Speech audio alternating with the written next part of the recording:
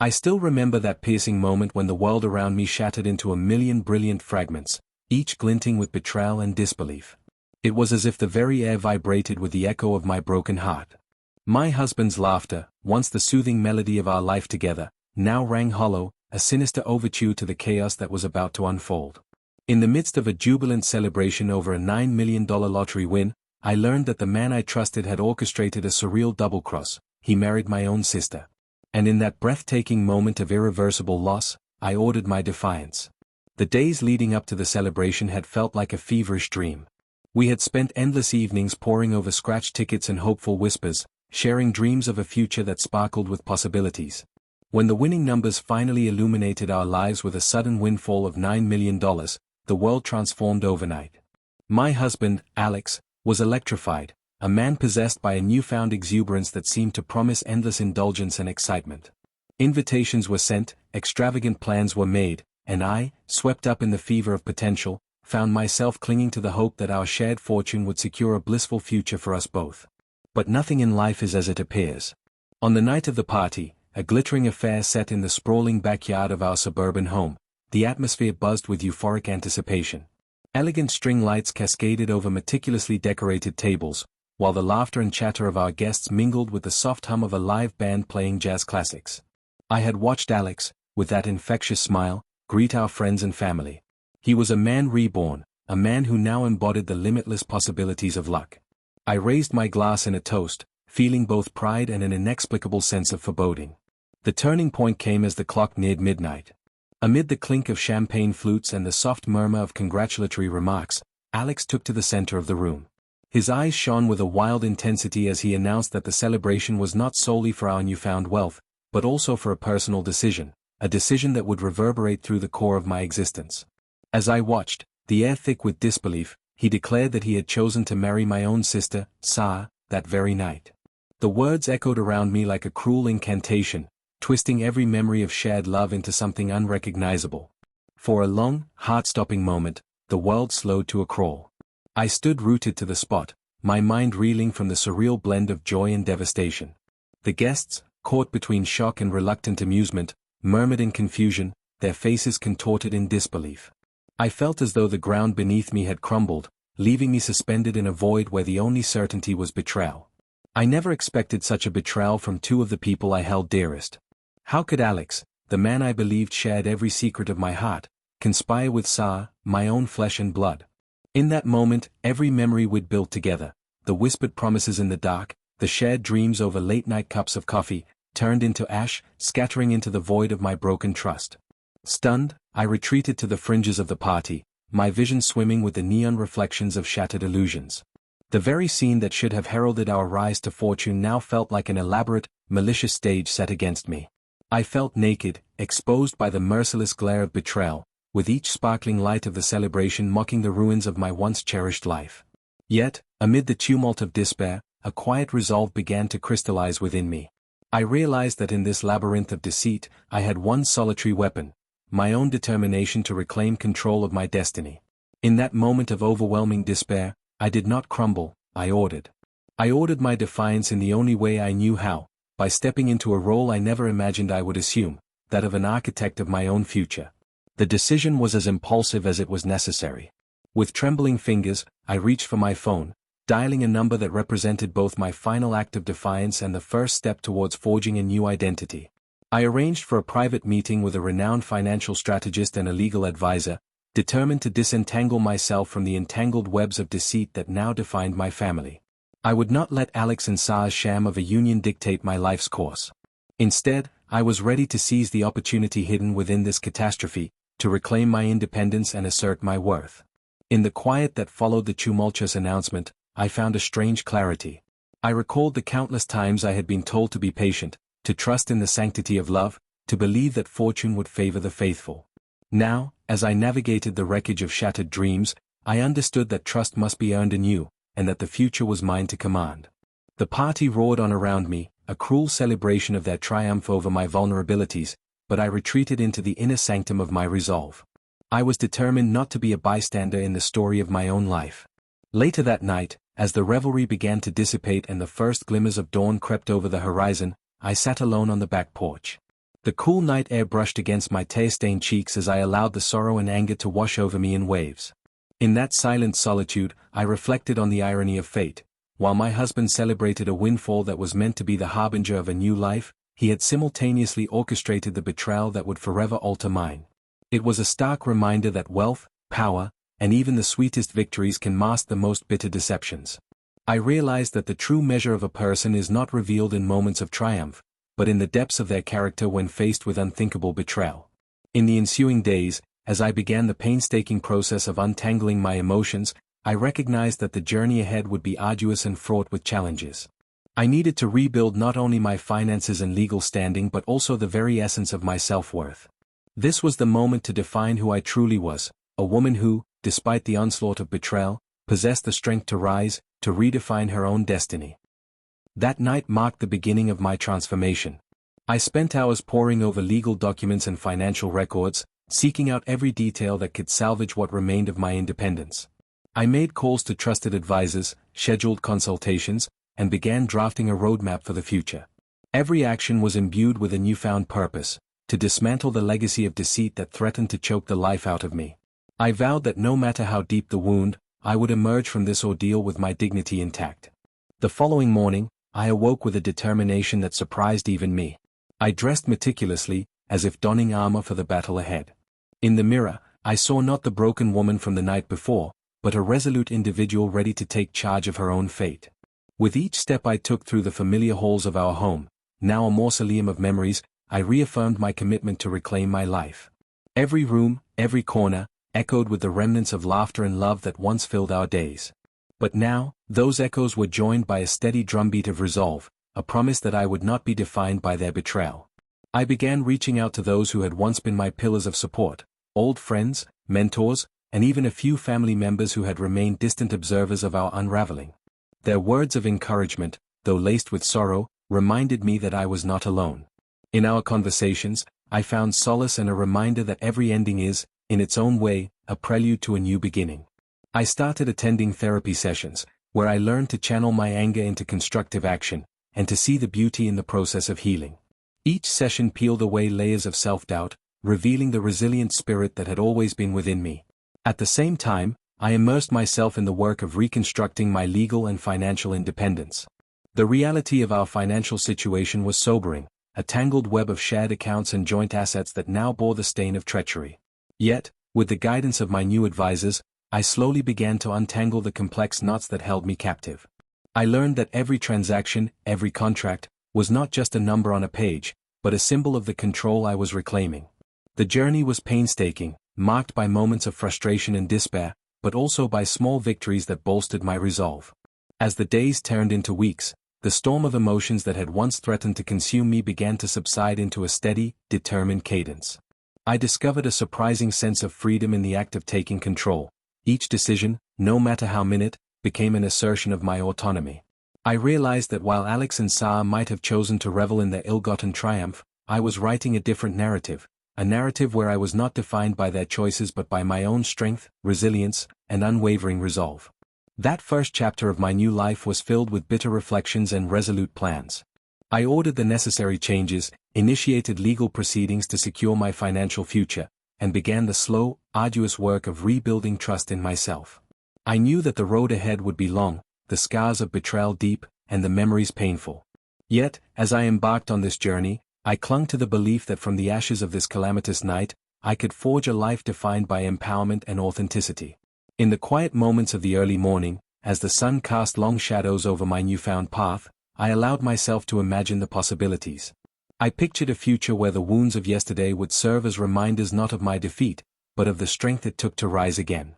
I vowed that I would no longer be a silent victim of circumstances but a warrior of my own destiny. The lottery win, once a symbol of shared joy, had morphed into a catalyst for a revolution within me, a metamorphosis fueled by betrayal, grief, and ultimately, defiant hope. And so, with the echo of that fateful party still ringing in my ears, I took my first resolute steps into a future that I would define on my own terms. I had ordered my rebellion, not out of spite alone, but as an act of reclaiming every ounce of power that had been stolen from me. My heart, though battered, beat with a renewed rhythm, a rhythm that whispered promises of redemption, of self-discovery, and of a life reborn from the ruins of shattered trust. In the aftermath of that fateful night, when the party's glittering facade transformed into a stage for betrayal, I found myself tumbling headfirst into an abyss of confusion, anger, and raw vulnerability. The echo of my husband's announcement still haunted me, reverberating in every silent corner of my mind. The world outside continued its indifferent spin, but within me, time had fractured into a series of moments so agonizingly prolonged that each second felt like an eternity. I was left to navigate the dark labyrinth of my shattered reality, determined to unearth the truth behind the chaos and reclaim the power that had been so brutally stolen from me. The immediate days following the revelatory party were an endless cascade of sleepless nights and tear-stained mornings. I moved through my days in a haze, a blur of legal consultations, financial reviews, and internal monologues that questioned every decision I had ever made. Every conversation, every mundane detail, was now tinted with suspicion and regret. I questioned the sincerity of every smile, the warmth behind every gesture, and even the solidity of my own memories. The life I once knew had been transformed into a treacherous maze, each turn offering either the possibility of further betrayal or a faint glimmer of liberation. I plunged into the process of disentangling myself from the financial and legal snare that had ensnared me. My new advisors, a pair of shrewd professionals, one a seasoned financial strategist and the other a pragmatic lawyer, became my lifelines. Together, we began the painstaking work of unpicking the tangled web of joint accounts, shared assets, and hidden clauses that now bound me to a past I desperately wanted to escape. The nights I spent poring over stacks of legal documents were grueling. Each line of text was a reminder of the trust one had once placed in a man who now wore his betrayal like a twisted metal. I recall one particularly long night when I sat alone at my dining table, surrounded by a mountain of papers. The soft hum of the refrigerator and the distant sound of rain provided a somber soundtrack to my solitude. As I scanned through the financial records, my heart pounded with both fury and sorrow. There it was, a series of transactions, meticulously hidden among mundane expenses, that revealed the extent of Alex's deceit. It wasn't merely about celebrating a lottery win, it was a calculated move to reassign loyalty and trust, using money as both shield and weapon. In that moment, I vowed that I would not let his greed dictate the remainder of my life. I would transform my despair into a force for renewal. The legal battles, however, were only one facet of the turmoil. Emotionally, I felt like I was standing at the edge of a precipice, constantly teetering between the desire for retribution and the desperate need to heal. My relationship with Sarah, my own sister, had become an intricate knot of guilt, regret, and unspoken betrayal. I could no longer view her with the innocent eyes of shared childhood memories. Each time our eyes met, I sensed a mixture of remorse and complicity, as if she too was ensnared in a web from which there was no easy escape. Our interactions, once filled with laughter and sisterly secrets, were now punctuated by long pauses and heavy silences that spoke volumes of the fractures in our bond. In a moment of raw vulnerability, I confronted Sarah. We met in a quiet park, far removed from the echoes of that extravagant night, where nature's gentle embrace might offer a semblance of solace. I remember the day vividly. The sky was overcast, mirroring my inner gloom, and the wind whispered through the trees like a soft lament for lost innocence. I looked at her, searching for any trace of the sister I once knew, and asked in a trembling voice, "How did it come to this? How did we allow our family to be torn apart so completely?" Her eyes, downcast and pained, shimmered with tears as she struggled to speak. She told me of moments of confusion and resignation, of feeling trapped between loyalty to her husband and love for me, a love that was now shadowed by betrayal. Though her words did little to soothe the raw edges of my heart, they offered a glimpse into the labyrinth of emotions that had led us both to this point. We did not find immediate resolution in that painful conversation, but it was a first step, a mutual acknowledgement of our shared suffering and a tentative hope for someday finding forgiveness. Amid the legal and familial storm, I sought refuge in the one place where my thoughts could flow freely, my journal. Every night, by the dim light of a solitary lamp, I poured my heart onto paper. I documented every hurtful detail, every whispered doubt, every pang of anger that surged through me. In those written lines, I found a temporary reprieve, a way to externalize the chaos that threatened to overwhelm me. The journal became a silent confidant, a mirror reflecting back my pain but also hinting at the strength that lay beneath. As I wrote, I discovered that the act of recording my emotions was a powerful tool of self-assertion. It was as if each word stitched a small piece of my identity back together, slowly mending the fissures caused by betrayal. The passage of time, though marked by the slow crawl of legal proceedings and the relentless march of memories, also began to reveal subtle signs of transformation. I found myself drawn to unexpected moments of beauty, sunrises that painted the sky in hues of hope, the laughter of strangers on a bustling street, the quiet strength in the eyes of someone who had also known loss. I began to notice that, despite the overwhelming darkness, life still offered pockets of light. These small, seemingly insignificant moments gradually nurtured a seed of resilience within me, urging me to look beyond the immediate pain and envision a future unburdened by the ghosts of betrayal. In a bid to reclaim my independence, I also immersed myself in new pursuits that had once felt foreign. I enrolled in a creative writing workshop, determined to channel the maelstrom of emotions into art. The act of writing for purposes beyond mere catharsis opened a doorway to self-discovery. I met others who had been similarly scarred by life's unpredictable cruelties, and in sharing our stories, I found both comfort and a renewed sense of purpose. Their narratives, tales of loss, recovery, and unexpected triumph, resonated with me and offered validation that I was not alone in my struggle. In these creative sessions, I began to reshape my narrative, one where my voice was no longer silenced by despair but amplified by the raw power of lived experience. Yet, as I embraced these new ventures, the internal struggle raged on. There were days when the weight of betrayal felt too heavy to bear, a relentless reminder of the life I had lost and the trust that had been so callously shattered. On those days, I would walk for hours through the quiet streets of our neighborhood, seeking solace in the steady rhythm of my footsteps and the unchanging cadence of the city. In those solitary moments, I allowed myself to feel the full spectrum of my emotions, anger, sorrow, and even a fleeting sense of liberation. I would stand by a busy intersection, watching the world go on around me, and wonder how it was possible for life to continue so unabated when my own world was in ruins. Yet, paradoxically, it was in these moments of painful introspection that I began to realize that I was still alive, still capable of feeling, still capable of rebuilding, still capable of forging a future beyond the betrayal. As the legal process advanced, slowly, meticulously, relentlessly, I found myself gradually reclaiming control over my financial destiny. Every meeting with my advisors, every painstaking review of our accounts, was a small victory against the tyranny of deceit. I began to understand that while the money had once symbolized a shared dream, it could also be reproposed as the cornerstone of my own independence. The realization was bittersweet, a reminder that wealth, no matter how alluring, could not mend the fissures in trust nor restore what had been lost. Yet, it also offered me the power to rebuild, an opportunity to invest in myself, to create a sanctuary where I could nurture my wounded soul and cultivate a future defined not by betrayal, but by self-determination. In the midst of these practical battles, the emotional war raged on. At times, I felt as if I were fighting two separate wars simultaneously, one in the sterile corridors of courtrooms and financial institutions, and another in the intimate, uncharted recesses of my own heart. I wrestled with a cascade of emotions, the bitter sting of abandonment, the searing heat of anger, and the slow, insidious creep of self-doubt. There were moments when I wondered if I would ever be able to trust again, if the scars of betrayal would forever mar my ability to love and be loved. Yet, even as these doubts gnawed at me, I discovered within myself a deep well of resilience, a quiet, unyielding determination to rise above the wreckage and rebuild a life that was truly my own.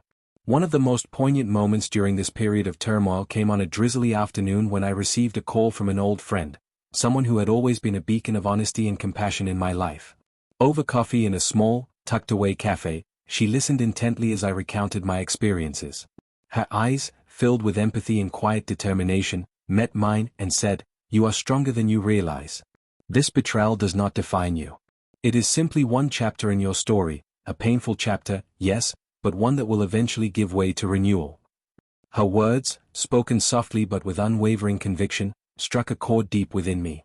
In that moment, I recognized that while the path ahead was uncertain, I possessed the strength to navigate it. I could reclaim my narrative and forge a new identity, one that was not written by the actions of others but by my own will to overcome. With every passing day, I became more attuned to the subtle shifts in my own being.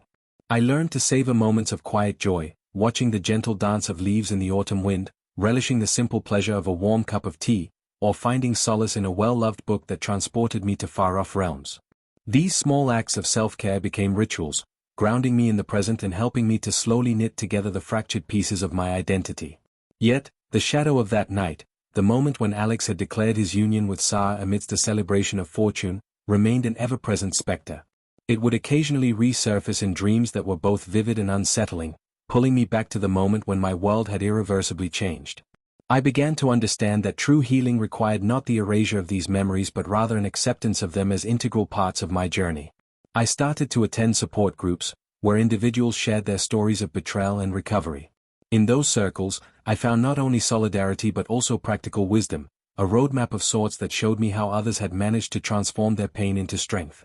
Their journeys, though different in detail, resonated with my own experience and reinforced my belief that I too could emerge from this dark chapter reborn. In the midst of this arduous process, I also embarked on a journey of self-discovery that challenged everything I had previously believed about love, loyalty, and identity. I enrolled in meditation classes, eager to learn how to quiet the tumultuous storm inside my mind and reconnect with the deeper parts of my soul. In the stillness of each session, I began to perceive the faint whisper of hope, a delicate reminder that beneath the layers of hurt lay an unyielding capacity for growth. I learned that healing was not a linear path but a winding road marked by setbacks and breakthroughs, each step paving the way for a more authentic version of myself. Slowly, I started to draft plans for a future that was unequivocally my own. I began to explore career opportunities that had once seemed like distant dreams, attending workshops and networking events with a newfound sense of determination. The same financial windfall that had once symbolized shared dreams now represented the possibility of independence, a chance to invest in projects, in personal growth, and ultimately, in a future where I held the reins of my destiny. I envisioned a life where every decision was made with clarity and conviction, untainted by the manipulations of those who had betrayed me. As the days turned into weeks, I began to sense the first fragile signs of renewal. My legal battles, though still unfolding, were gradually clarifying the contours of my new life. With every small victory, a contract revised here, a disputed transaction resolved there, I reclaimed a piece of the power that had once been so cruelly wrested from me. I started to see that while the wounds of betrayal might never fully vanish, they could serve as the very catalysts for transformation and self-empowerment. In those long, reflective evenings, as I sat by the window watching the rain trace intricate patterns on the glass, I allowed myself to dream once more. I imagined a future where the pain of yesterday would be a distant memory, a reminder not of defeat, but of the incredible strength it took to rise above adversity. I began to write letters to my future self, filled with promises of courage, resilience, and the commitment to live authentically, regardless of the scars left behind. These letters became a treasured chronicle of my journey, a tangible record of how I was learning to reclaim not only my life but also my identity. Through the relentless swirl of legal, financial, and emotional battles, I began to understand that this process was not solely about punishing those who had betrayed me. It was, more importantly, about rediscovering who I was beneath the layers of shattered trust and sorrow. I was learning that even the darkest nights held the promise of dawn, that every wound had the potential to heal, and that from the remnants of betrayal, a new, stronger self could emerge. And so, as I continued to navigate the tumultuous terrain of my new reality, I hold on to the hope that each small step forward, each victory over despair, each moment of introspection and creative expression, brings me closer to a future defined not by the ghosts of the past but by the enduring power of my own will. I may be a mosaic of scars and memories, but I am also a testament to the resilience of the human spirit, a spirit that, even when broken, can find a way to rebuild, renew, and ultimately rise again. In the days that followed the turbulent storm of betrayal and soul-searching, I found myself at a crossroads, a juncture where the scars of yesterday were slowly merging with the promise of tomorrow. Every moment felt charged with the raw potential of transformation. The legal battles were winding down, and the painstaking work of disentangling the web of deceit had begun to yield small, yet significant, victories. Yet, beyond the courtroom and the spreadsheets lay an even more profound confrontation, the reckoning with my own inner self, and the decision to reclaim every stolen fragment of my identity. One crisp morning, as I sat by my window watching the first light of dawn paint the sky in hues of soft gold and hopeful lavender, I realized that I had reached the point of no return. The anguish that had once threatened to consume me had evolved into a quiet, persistent strength, a steady beat in the rhythm of my heart that whispered, "You are still here. You are still alive. And you are stronger than you ever imagined." In that sacred moment of clarity, I knew it was time to let go of the chains of the past and embrace the future with open arms. The legal process had been grueling. Every session in court, every consultation with my financial strategist, had been a battle fought in the name of reclaiming my autonomy. With the tangled accounts finally sorted and the fraudulent transactions exposed, I began to see the outlines of a new financial landscape, a world where I was no longer a bystander in my own life, but the sole architect of my destiny. The monetary windfall that had once been a shared dream with Alex now symbolized, for me, the seed of independence.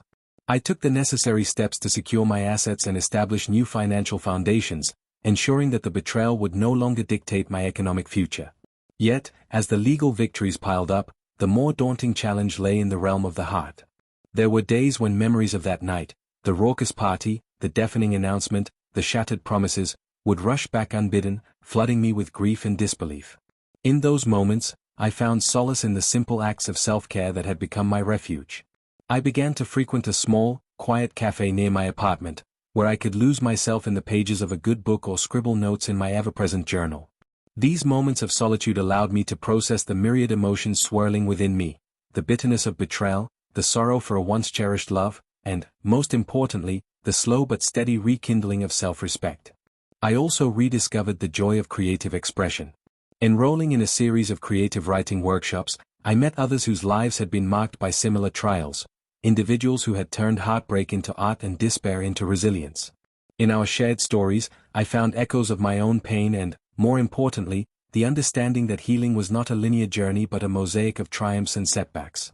The words I wrote became a bridge between the old me, wounded, doubtful, and betrayed, and the emerging version of myself that was bold enough to envision a future unshackled by the past. One particularly transformative afternoon, while strolling through a bustling city park, I paused by a small fountain as children's laughter bubbled around me. In that moment of unexpected clarity, I recognized that life was an intricate tapestry of joy and sorrow, loss and renewal. I made a silent vow that I would no longer allow the ghosts of betrayal to define who I was. Every painful memory, every tear shed in solitude, was now being transmuted into the building blocks of a stronger, wiser self. I was learning to see the beauty in resilience, the art in rebuilding, and the quiet power in reclaiming one's own narrative. My family dynamics, however, remained complex. The rift with Sarah, the sister who had unwittingly become entangled in Alex's twisted plans, was a wound that might never fully heal. Our conversations were still laced with the tension of unspoken apologies and regret. Yet, I began to understand that forgiveness, if it were ever to be granted, must first be a gift I offered to myself. In a heartfelt letter I wrote, one that I never sent but kept as a testament to my journey, I poured out the myriad emotions that had once overwhelmed me, the deep sorrow of betrayal, the slow-growing seeds of empathy, and the realization that sometimes, forgiveness is not about forgetting but about liberating oneself from the perpetual cycle of pain. Over time, I started to reconnect with those who had remained steadfast by my side through the tumult. Old friends, mentors, and even acquaintances who had once offered brief words of comfort became pillars of support, each contributing a small but significant part to the mosaic of my new life. Their encouragement reaffirmed that, even in the darkest of nights, there exists a community of hearts capable of mending shattered spirits. I began attending support groups and even found solace in one-on-one sessions with a therapist who specialized in betrayal trauma. Through these avenues, I learned that healing is not an erasure of the past but a reintegration of every facet of one's experience, a mosaic where pain and joy coexist, each enriching the other. As the months passed, I slowly pieced together a vision of a future defined not by what I had lost, but by what I had yet to gain. I enrolled in courses to further my education and explored career opportunities that had once seemed out of reach. The same financial strategies that had freed me from the clutches of a fraudulent union now empowered me to invest in my own dreams. I began to view each day as a canvas waiting to be painted with the vibrant colors of self-determination and purpose.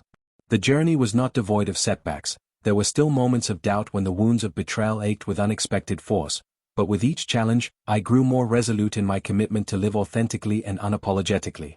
A turning point in my journey came during a quiet evening at a local community event. Surrounded by the hum of conversations and the soft strains of live music, I struck up a conversation with a man who, like me, had weathered the storms of personal upheaval. His eyes held a quiet determination, a reflection of someone who had learned that the trials of life, no matter how brutal, were ultimately transformative. In our exchange, I found not only shared experiences but also a spark of hope, a subtle reminder that sometimes, amidst the ruins of betrayal, new connections can emerge, offering the promise of a future where trust is rebuilt slowly, brick by brick, with the mortar of mutual understanding and respect. Emboldened by these encounters, I began to explore the possibility of opening my heart to new relationships. It was not an easy step, the fear of repeating past mistakes loomed large. But I knew that to truly reclaim my life, I had to dare to trust again, even if only a little. I took tentative steps into the world of dating, each meeting a cautious experiment in vulnerability and connection. I reminded myself that every person I encountered was a new chapter, a fresh opportunity to learn, to grow, and to find solace in the simple act of being understood. While the scars of my past remained, they no longer dictated the boundaries of my future. Instead, they served as gentle reminders of my strength and the wisdom that can only be forged in the crucible of adversity. In the midst of rebuilding my personal and professional life, I found that my creative endeavors had taken on a new dimension. My journal entries transformed from raw, unfiltered accounts of pain to eloquent narratives of triumph and resilience. I began to share excerpts of my journey at local open MIC nights and through online communities dedicated to healing through storytelling. The feedback was overwhelming. Strangers who, moved by my words, confessed that my story had lit a spark of hope in their own lives. It was a humbling experience, a powerful affirmation that even the deepest wounds could give rise to a beacon of light for others lost in their own darkness. One night, as I sat on the balcony of my modest apartment, gazing at a sky strewn with countless stars, I felt a profound sense of gratitude. The journey had been long and arduous, filled with moments of heartbreak and quiet despair, but it had also been a journey of rediscovery, a reclamation of every piece of myself that had been threatened by betrayal. I realized that the true victory was not found in the legal settlements or the financial recoveries, but in the ability to rise each time I had fallen. My story was no longer one of victimhood, but of resilience, courage, and the unwavering determination to shape my own destiny. The day finally came when I decided to mark the end of that dark chapter with a symbolic act of renewal. I organized a small, intimate gathering, a celebration not of a lottery win or a scandalous twist of fate, but of my own rebirth. Friends, family members who had stood by me, and even a few new acquaintances joined me in a quiet celebration of life.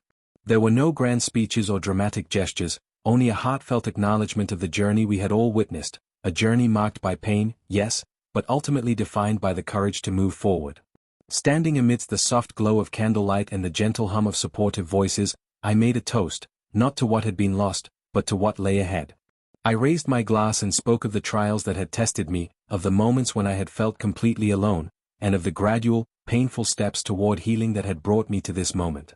In that simple act, I declared my independence from the past and embraced the possibility of a future unburdened by the shadows of betrayal. As I look back on the whirlwind of events that turned my life upside down, I see now that every tear, every sleepless night, every moment of heart-wrenching despair was not in vain. They were the building blocks of a new self, a self that was not defined by the actions of others, but by the strength and resilience with which I chose to rebuild my world.